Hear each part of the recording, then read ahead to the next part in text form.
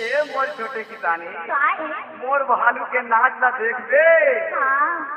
आजा मोर करिया भालू, खड़ा हो जा मोर चंदुआ भालू, छोटे किसानी के दूरा माँ नाचा दिखा दे। Mixed by DJ Roshan exclusive. खड़ा हो जा मोर भालू, नाचा दिखा दे छोटे किसानी के दूरा माँ।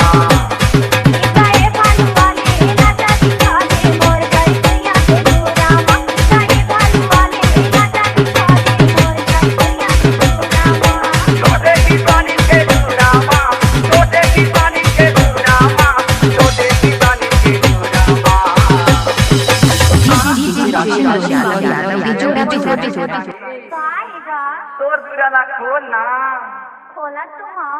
खड़ा हो जा मोर भालू, नाचा दिखा दे छोटे किसानी के दूरा माँ। खड़ा हो जा मोर भालू, नाचा दिखा दे छोटे किसानी के दूरा माँ।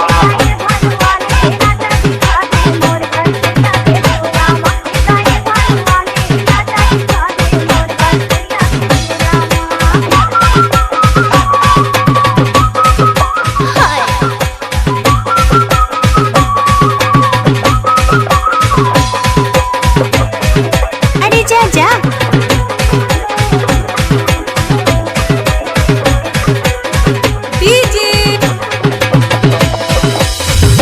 Mixed by DJ Roshan. पहले कर ले नमस्कार, तोला देखे बड़े छोटे किसानी, फूला से आपन दुआर। क्या? फूला से आपन दुआर। DJ Roshan.